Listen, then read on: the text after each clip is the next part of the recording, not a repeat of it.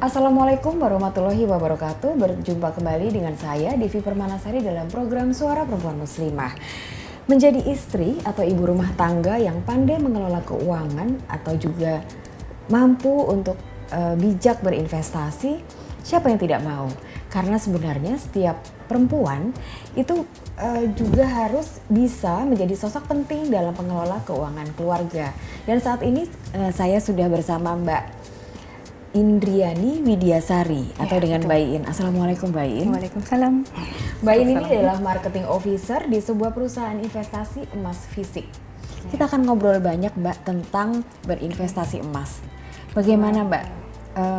Kita sebagai perempuan ya, kita juga berbagi kepada sahabat Zakat TV untuk pandai menyikapi dilema itu.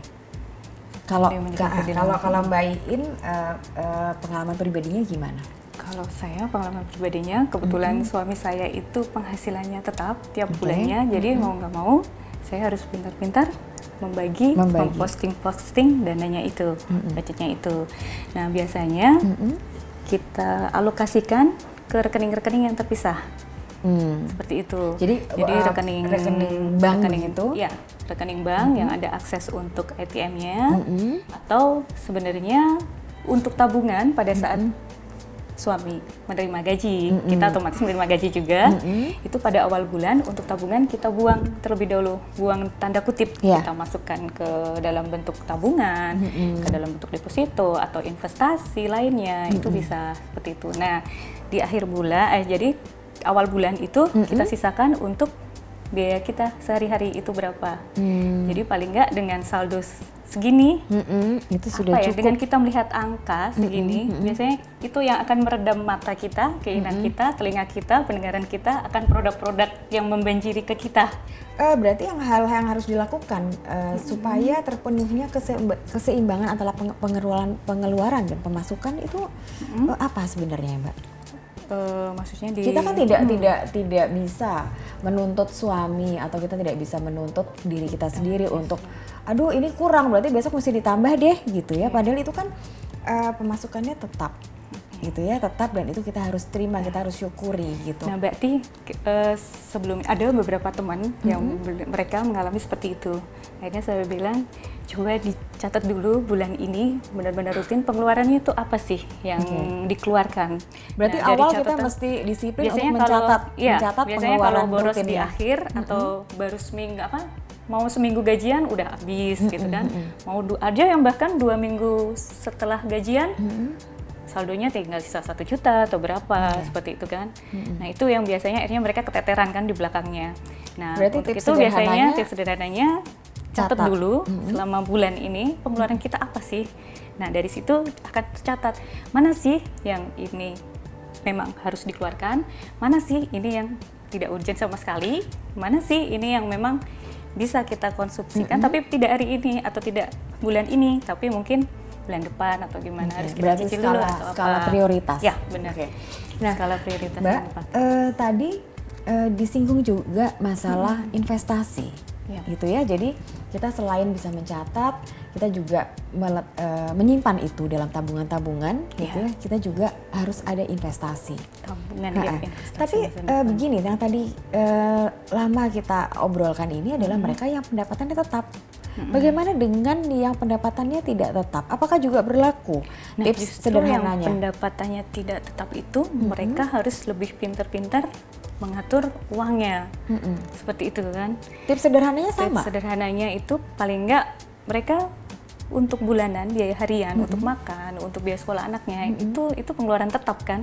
Jadi untuk mereka yang berpenghasilan tiap bulannya itu tidak menentu, tapi paling tidak mereka itu minimal itu sebulan itu biasanya dapatnya segini. Oke. Jadi mereka itu yang biasanya mereka sudah bisa menganalisa standar pengeluarannya itu. Pengeluaran dan pendapatannya mereka. Jadi kalaupun ada yang lebih dananya di bulan itu, mereka harusnya lebih pinter-pinter uang ini diapakan nih. Kita tabung atau apa ya seperti itu.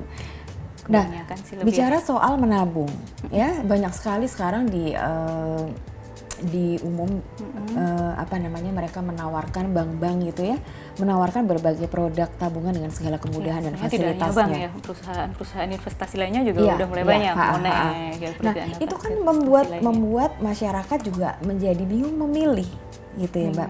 Ada juga nggak tips sederhana yang sebaiknya memilih lembaga keuangan itu seperti ini gitu, untuk agar tadi itu pendapatan tetap kita atau pendapatan kita yang justru tidak tetap ini selamat. Oh gitu. Sebenarnya saya juga dulu sempat seperti itu. Tidak hanya memilih bank, tapi memilih produk apa sih yang akan saya pakai untuk mengamankan tabungan saya, gitu kan. Sedangkan inflasi tiap tahunnya sekitar 10%-an ya. Sedangkan itu rata-rata ya, Mbak? 10%? Ya, biasanya sekitar 10% ya, 10% 15%-an lah, seperti itu. Range-nya 10 sama 15. Iya, sedangkan kalau untuk dimasukkan ke tabungan, ke produk deposito yang paling bagus bagi hasilnya, kalau di syariah atau rate bunga di konvensional, itu sekarang mungkin paling tinggi hanya 7% ya, nggak nyampe 7%. Itu pun masih harus dipotong pajak. Administrasi segala macam. Jadi akhirnya mau nggak mau saya harus berpikir ulang, gimana nih saya harus menempatkan dana kita. Sebenarnya bukan hanya saya ya, ibu-ibu yang lain, teman-teman yang lain, sama ternyata kasusnya. Harus dimasukkan kemana gitu. Tapi secara umum produk mana yang paling aman?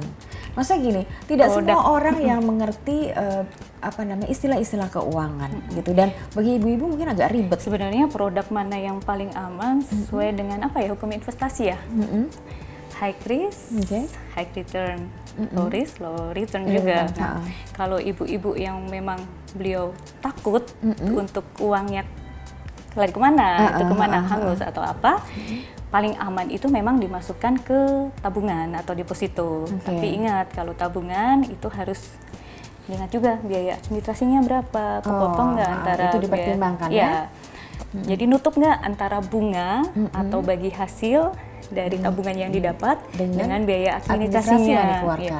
Jadi sebenarnya tabungan untuk saat ini kebanyakan ibu-ibu itu banyak menggunakan untuk cash flow aja tiap harinya. Jadi harus mudahnya masuk keluar masuk itu aja. Tapi kalau untuk tabungan kelihatannya saat ini banyak yang tidak memakai itu. Kalau deposito bagaimana, Mbak? Kalau deposito itu ada beberapa juga yang pakai. Deposito itu bagi hasilnya, bagi hasil ke antara bagi hasil ataupun bunga di konvensional itu mentok diekuivalentatkan sekitar 7% kan? 7%. Dibandingkan dengan inflasi yang sekitar 10%, akhirnya minus ya. Jadi minus 3 Jadi harta kita lama-lama akan habis tergerus oleh inflasi, jadinya seperti itu. Tapi kalau memang ibu itu merasa aman, atau bapak juga bisa merasa aman memang masuk ke deposito dan tidak berani main di investasi lainnya seperti saham, emas, atau reksadana atau boleh-boleh saja. Sah-sah aja memang, tapi ada resikonya. Masing-masing investasi itu ada plus, ada minusnya. Ada plus, ada minusnya. Itu sebenarnya tips yang sederhana ya, Mbak. Dan itu sebenarnya tidak berlaku untuk mereka yang pendapatan tetap.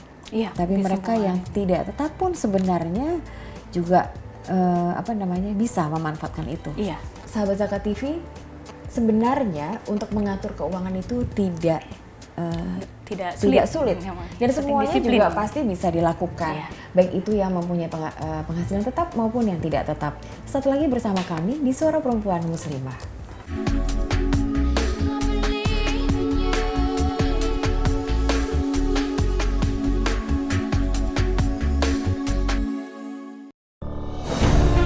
Ketika keindahan dunia merebak keselarasan, berbagi kemesraan. Ketika sejuta tangan merangkai kebahagiaan dalam kehidupan yang harmoni. Ketika zakat Anda wujudkan indahnya dunia.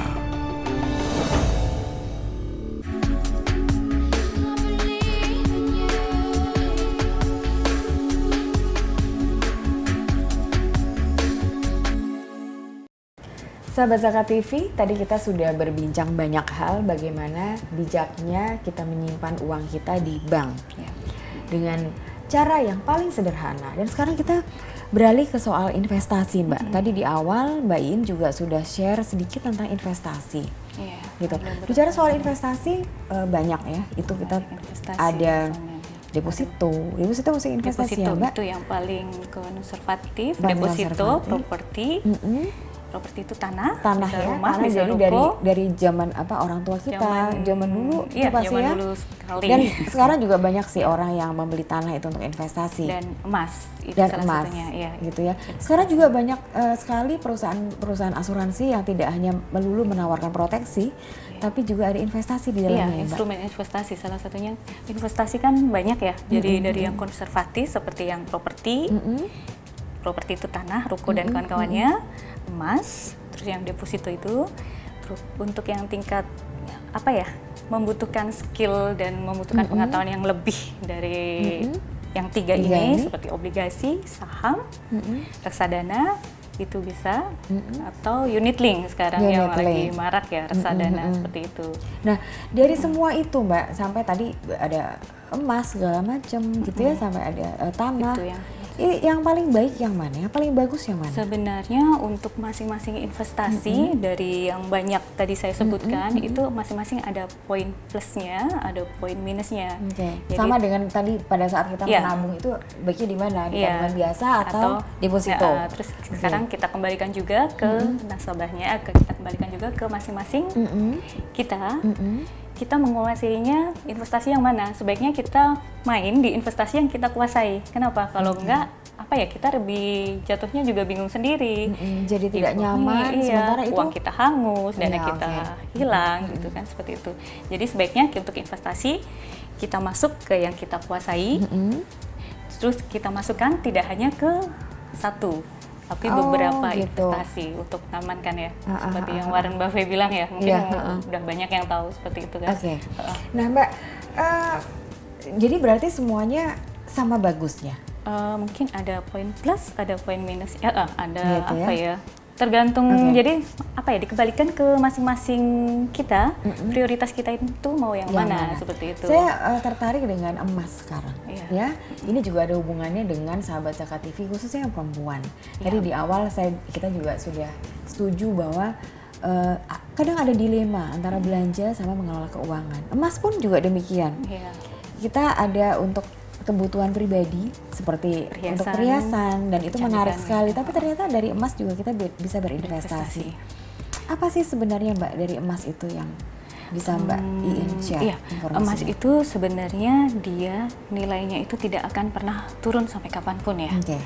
Dia akan tahan inflasi ya. Jadi banyak yang berinvestasi emas itu digunakan untuk mengamankan asetnya. Perbandingannya bagaimana Mbak? Sementara tadi inflasi sekitar 10-15%. 10-15%. Sementara ketahanan nilai kenaikan harga emas itu tiap tahunnya itu antara sekitar 10% sampai 20%.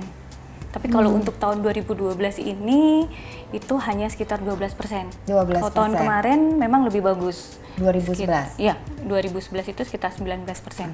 Dan ada prediksi pada tahun 2013 ini akan? Sebenarnya setiap tahun itu diperkirakan akan naik juga. Tapi tergantung berapa persen kenaikannya dari 2012? 12%? Biasanya setiap tahunnya itu pokoknya antara 10 sampai 20% itu. Berarti kita bisa lihat sahabat Zakat TV bagaimana ketahanan si emas itu ya. Sementara kan inflasi akan terus 10 sampai 15%. Dan kenaikannya ini bisa kalau inflasi sekitar 7 sampai 10%-an rata-rata ya. Kemudian emas sendiri dia nilainya naik paling tidak bisa sampai 10% ya. 10 minimal 10 itu sampai 20%. Pernah juga nembus di 20%, tapi saya lupa itu tahun berapa. Jadi menarik sekali kalau kita bisa berinvestasi emas. Nah, berarti emas sendiri dengan deposito itu jauh sekali ya Mbak? Sebenarnya kalau dari sisi aman, dua-duanya itu sama-sama aman. Kalau deposito kita memilih lembaga keuangan yang memang lebih perusahaan perbankan yang dia lebih besar atau apa. Kalau emas itu memang lebih aman juga, tapi kita harus melihat juga dari sisi penyimpanannya. Maksudnya penyimpanannya bagaimana? Iya, jadi paling nggak kalau kita investasi emas, kita menyimpan emas, kita mempunyai tempat yang kita rasa untuk aman untuk menaruh emas ini. Jadi kalau sekarang sebagian besar sih nasabah, customer, orang-orang itu menyimpan emas di SDB, disimpan di SDB di beberapa bank, ya safe deposit box beberapa. Atau banyak juga ada yang nyimpan di dalam tanah atau apa. Itu cara penyimpanan yang tradisional, tapi ternyata masih banyak dilakukan oleh beberapa orang. Hubungannya emas dengan pendidikan bagaimana? Investasi untuk pendidikan ya? Jadi sebenarnya investasi emas itu tidak hanya investasi emas aja, udah kita yang penting nabung deh gitu kan, yang penting ada uangnya gitu kan. Enggak, kita sebaiknya kalau mau menyimpan emas itu kita harus ada visinya. Menyimpan emas itu untuk apa sih? Untuk biaya pendidikan, untuk biaya haji, untuk biaya renovasi rumah, untuk biaya beli rumah atau apa, itu bisa.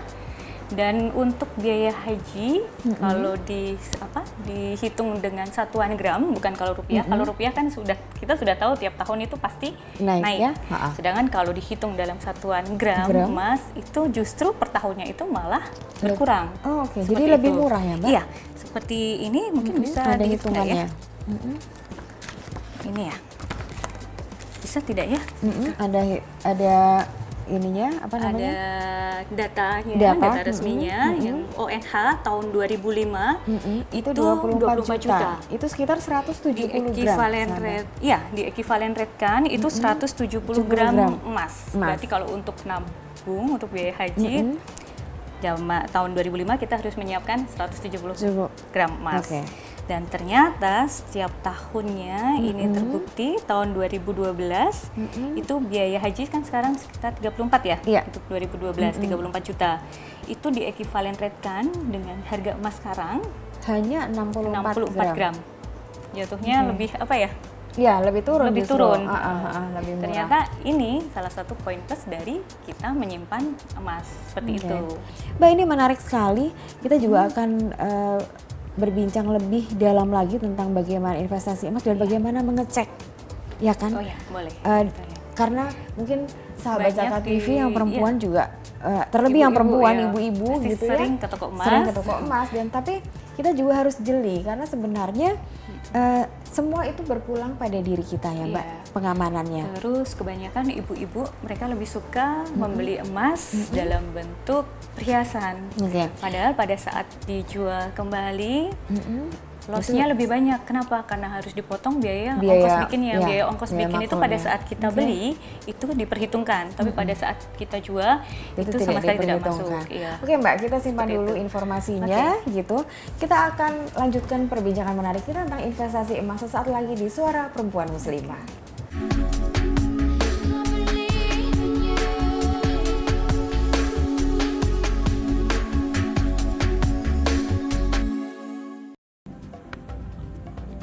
Semangat kemenangan harus berasal dari sportivitas yang datang dari hati. Saya Bambang Pamungkas, saya zakat di Dompet Duafa. Keluarga adalah sumber inspirasi saya. Kehangatannya datang dari hati. Saya Inneke Koesherawati, saya zakat di Dompet Duafa.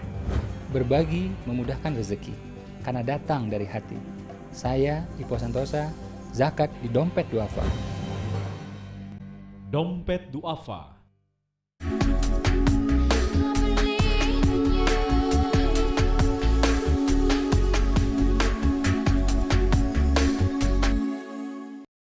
Sahabat Zakat TV, kita lanjutkan perbincangan menarik kita tentang investasi, terutama investasi emas dengan Mbak Iin.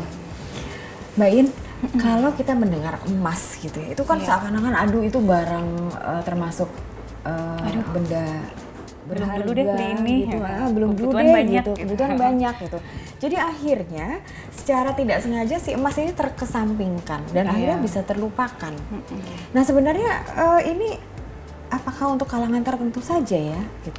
Terus bagaimana dong sementara keinginan? Justru sebenarnya investasi emas itu investasi yang paling mudah bisa dijangkau oleh semua golongan dari bawah sampai atas. Tapi memang disesuaikan dengan budget mereka ya. Gitu. Nah mulainya minimal kita bisa itu menjadi awal untuk investasi emas tuh berapa ya, Mbak? Kalau di sini mungkin biar lebih fokus emas batangan atau emas perhiasan gitu. Oh, itu berbeda ya? Beda. Kalau emas ada perhiasan kan bagaimana, kita Mbak, harus penjelasannya? memperhitungkan juga ongkos bikin dan lain-lain.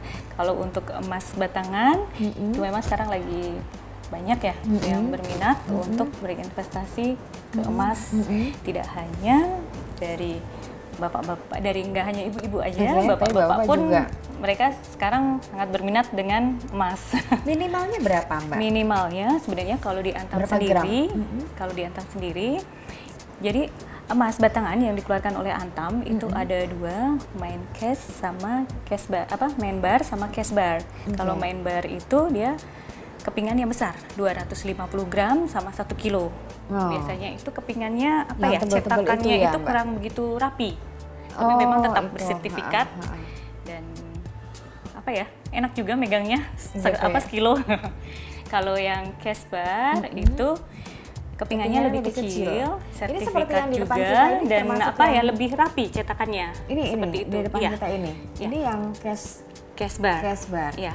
Terus kalau di Antam itu sebenarnya diproduksinya itu mulai dari 1 kilo. 1 gram. Kalau yang tadi yang sampai dengan 100 gram. Yang tebal itu kalau tadi cash bar itu cuma 250 gram, 500 gram sampai 1 kilo. Bagaimana supaya si pengguna atau nasabah ini sendiri juga merasa nyaman? Bentuk dia kan juga harus mengamankan dirinya sendiri kan? Mengamankan dirinya dalam untuk di awal ya.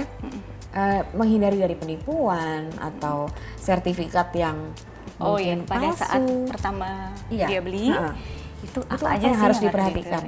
Alangkah lebih baiknya kita juga tahu apa sih indikator-indikatornya supaya kita ngecek ini yang asli itu yang mana, yang nggak asli yang mana, seperti itu. Sertifikatnya seperti apa sih? Caranya gimana, Mbak? Kalau ada untuk emas sendiri, untuk logam mulia, sekarang kan dijualnya itu harganya lebih bagus, ada kepingannya plus sertifikatnya. Nah, kalau ada emasnya saja, tidak ada sertifikatnya, ini bisa dijual, tapi memang harganya turun. Turunnya sekitar berapa persen? Turunnya itu ada yang sekitar 4%-an, 5%, ada yang 10%, tergantung tergantung mereka. Biasanya kalau penjual toko emas, mereka lebih mau nggak harga segini, tapi tetap berpatokan dengan harga emas di hari itu yang biasanya dikeluarkan oleh Antam kalau di Indonesia ya. Jadi yang kecil ini adalah sertifikatnya? Iya, jadi karena ini sebenarnya sertifikatnya standarisasi. Kalau memang ini dinyatakan 99 karat seperti itu. Terus salah satu indikasinya juga untuk ngecek ini asli atau enggak dari nomor serinya. Jadi di sertifikatnya tertera di kepingannya itu harus kita cross check juga dengan di sertifikatnya sama atau tidak. Oh iya. Nah, tapi kalau untuk keping FKJ 069 atau ini sama gitu ya. Oh gini. Terus tapi kalau untuk keping 5 gram ke bawah itu memang tidak ada nomor serinya di sini. Oh gitu. Ya. Ada contohnya, Mbak? Ada, seperti ini 5 gram ya. Ini tidak ada nomor serinya. Terus bagaimana untuk patokan? Nah, itu ada cara lain lagi untuk kita ngecek ya. 5 gram ke bawah. Jadi 5 gram ke bawah itu tidak ada nomor seri. Itu tidak ada nomor serinya, baru ada nomor serinya mulai kepingan 10 gram. Tapi kalau dulu kepingan lama itu 5 gram itu sudah ada nomor serinya. Tapi sekarang sudah diakses ya mungkin. Nah, seperti ini. Jadi kalau yang ini ada nomor serinya, ini tidak ada nomor serinya. Kalau yang ini ada nomor serinya. Tapi bagaimana melihat keabsahannya? Keabsahannya dari salah satunya dari kepingannya dulu. Nah, biasanya kalau untuk kepingan baru di Antam, itu cetakan baru, ini ada hologramnya. Mungkin yang lebih besar kali ya, kalau yang kecil agak itu ya, nggak kelihatan. Dan ini bisa dicek, Mbak? Bisa, kita cek dengan kasat mata ya, nggak perlu pakai loop atau apa, itu bisa. Sudah terlihat. Nah, ini mungkin yang kecil, saya pegang yang besar, yang lebih gampang ya. Minimal ibu-ibu yang penting tahu dulu, ini loh asli atau enggaknya, seperti itu kan. Nah, ini di sini itu ada hologramnya. Ini ya. Kalau digoyang-goyang itu ada huruf L dan M-nya. Iya, L dan M-nya. gitu. Terus kalau untuk kepingan ya, terus untuk kepingan yang tidak disepuh itu biasanya mereka mengkilat seperti ini ya. Ini berarti tidak disepuh ya, Pak? Iya, tidak disepuh dan memang 99,9% ya. Terus kalau digosok ke kertas yang putih, itu pada saat digesek, itu tidak ada bekas hitamnya. Oh, atau itu di tangan asli. juga bisa, itu asli. Kalau disepuh biasanya kalau digesek, itu di sini ada hitamnya. Dan itu menandakan bahwa itu tidak asli. Tapi memang kalau emas itu diinjek sedikit aja zat lain selain emas, itu warnanya sudah berubah. Kadang teksturnya juga agak melengkung atau apa. Jadi memang susah untuk memalsukan logamnya seperti itu. Justru yang banyak, saya pernah beberapa kali menemukan sertifikatnya justru yang bermasalah. Nah, kalau untuk sertifikatnya, untuk ngeceknya gitu, ada salah satu caranya pada saat di UV. Kita gunakan lampu UV. Mbak, ini jadi harus dinyalakan dulu, terus diarahkan ke kertasnya. Iya, kita arahkan ke kertasnya yang di bagian depannya. Kalau belakangnya tidak kelihatan sama sekali. Nah, di depannya ini bisa diakal-akalin ya sebenarnya ya, pakai spidol atau apa. Nah, ini yang agak susah untuk dipalsu. Soalnya ada logonya dan angka-angka seri di sininya ya. Terus salah satu lainnya saat diterawang seperti huruf kertas, seperti uang kertas. Itu pada saat diterawang kita juga harus lihat ada apa ya di dalamnya. Ternyata ada seperti logo, namanya biasanya orang-orang bilang logo tali air. Tali air. Ya. Ini. Nah, bentuknya seperti huruf C bolak-balik ya. Itu logo apa, Mbak? Logo dari penerbit kertas sertifikat ini. Iya. Jadi berarti, Mbak, siapapun ini sekarang ini tidak pengertian bahwa investasi emas ini hanya untuk mereka kalangan menengah atas, tidak berlaku. Tidak berlaku. Gitu ya. Semua bisa berinvestasi emas. Dari ibu-ibu, bapak-bapak, golongan menengah ke bawah, golongan menengah ke bawah, golongan menengah ke atas, itu semua bisa. Bisa. Mbak, terima kasih sekali sudah berbagi. Setidaknya kita juga tahu bahwa investasi itu bisa dilakukan oleh siapa saja. Tidak menutup kemungkinan mereka yang punya penghasilan tetap, tapi juga yang tidak tetap. Tidak harus kalangan menengah atas, tapi juga dari yang bawah dan siapapun bisa. Terima kasih ya Mbak, sudah berbagi, sudah datang. Sudah diberi kesempatan. Terima kasih. Sahabat Zakat TV, semoga apa yang menjadi perbincangan kita kali ini bermanfaat untuk Anda. Sampai berjumpa kembali di Suara Perempuan Muslimah di episode mendatang. Wassalamualaikum warahmatullahi wabarakatuh.